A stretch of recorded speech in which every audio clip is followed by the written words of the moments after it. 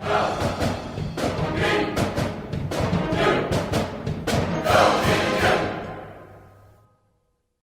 think it's so important to celebrate female student athletes. Listen, women as a whole, we need to work together, inspire each other, and lift each other up. That's what we need to do. And so to be at an event like this, to be able to do that is so great. For the community to be able to see the athletes that they support, I think is really special. It doesn't happen a lot, so that's why this event is really unique. And the athletes get to see the community, get to see the people who are helping, with the boosters and, helping make this an amazing school and an amazing community. It's really, really important, and hopefully they learn a lot from that.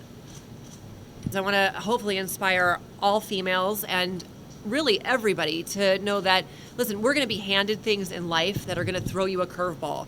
But it's the way that you handle it that really shows the type of person that you are. And you can have a bad day, or you can choose to have a bad moment. And just remember that life is really short. So don't make it a whole day, make it a moment. And that's really what I want to tell them. And to just enjoy life, have fun. I never decided to use my story to inspire others. It was kind of decided for me. After my surgery, I had passed away in my accident. I was told in my surgery that there was a 80 to 90% chance that I wasn't going to make it out alive. After that, there was a 72-hour period where I could go into spinal shock and pass away again. During that 72 hours, my husband said, "Get her phone. We need her to Instagram." Why was that? So that I could have feedback coming back to me. That's how it all started. It really started, I guess I was Instagramming stuff and I don't even remember it. All of a sudden I saw it on TV and I'm like, what is going on? Then I realized that it's unusual for people to have the outlook on life that I do being in my situation. And I can either take that and use that for myself, or I can help other people with that.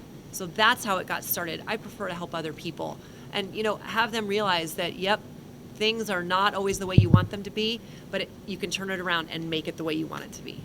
Yeah, I was encouraged, obviously, by my family. They encouraged me a lot to keep with swimming. I started swimming when I was 6. When I was 12, I finished my first length of the pool. When I was 13, I won my first blue ribbon.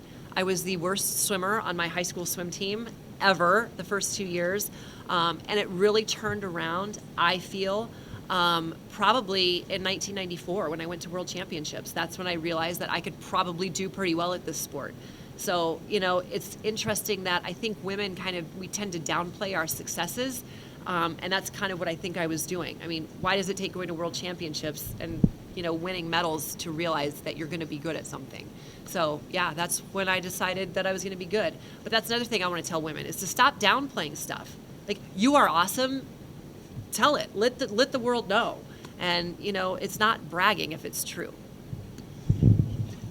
Our women athletes are incredible, not just because they almost cause heart attacks on Saturday afternoons, as our women did this last Saturday, but because of the hard work that they put in every day at practice and doing their homework and studying for exams. It's very special to have an accomplished, world-class athlete here at Binghamton University on any day, but also a woman who is a shining example of courage, perseverance, and inspiration, and we look very forward to hearing your message. I can't believe that the average female student athlete GPA here is 3.3. That is astounding, and I'm glad that I'm past college, because I certainly would not be able to compete with that, especially at a school like Binghamton, which is one of the premier academic universities, not just in our conference, but in the entire country. Standing here today, I can't actually think of a time when I wasn't a Bearcat. Maybe it's just in my blood. From as young as I can remember, my sister and I would participate in Dress Like a Bearcat during the men's and women's basketball games. Growing up, my dad, a BU alum and Bearcat basketball player himself, modeled for me what a true Bearcat was. Someone who is dedicated, a team player, and has a hard work ethic. From that young age, it became my dream to become an official Bearcat myself. And that dream is why I'm standing in front of you today. For the underclassmen in the room, don't take anything for granted. I know the practices are grueling and the lifts are hard, but enjoy it and live in the moment, because it will end, and these are the best years of our lives. To the little girls in the room, find your passion and don't ever let go. Always believe in yourself and never give up until your dreams come true. And to my dad, thanks for showing me the Bearcat way from a young age. By doing that, you gave me the world. The opportunities I've had over these 4 years have been unimaginable. You brought me to the court as a young girl, and I'm leaving the field a young woman, fully prepared for what lies ahead. We are all here for different reasons today, but we all have one thing in common, the Bearcat pride. Stay true to yourself and never quit the game, no matter what you're playing. Thank you. But as they walked away, I thought to myself, who are they to tell me what I can and can't do? And that's how I live my life. July 19th through August 4th, 1996. I walked away with not one, but 4 gold medals. The last gold medal, I didn't realize what had just happened. I got out of the pool, my coach was crying. I'd always wanted to see that man cry. Felt really good. I met the press, a guy from Denver. I was living at Denver at the time. He said, Amy, can we grab you for a quick quote? I said, absolutely. He said, how did it feel to break the Olympic record? Well, my time broke the Olympic record, so I said, well, it was great. You know, it was a good start. It was a bit, things that athletes say, and you're like, tell us the truth, and we never will.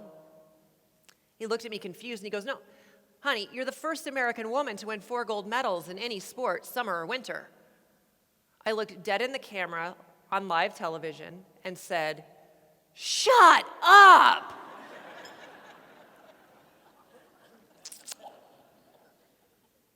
After that, you have to redeem yourself. I wanted to go back to the Olympics, so I did just that, although I had 2 shoulder surgeries that were supposed to end my career. And who are you to tell me what I can and can't do? So I qualified for the Olympics. July 6th through the 19th, 2000. I went to Olympic trials, qualified for 3 events, 2 relays and an individual event. I went on to the Olympics. I ended up winning 2 more gold medals and a 4th place. My career, 8 Olympic races. My first race and my last race, I got 4th. In the middle, I did okay.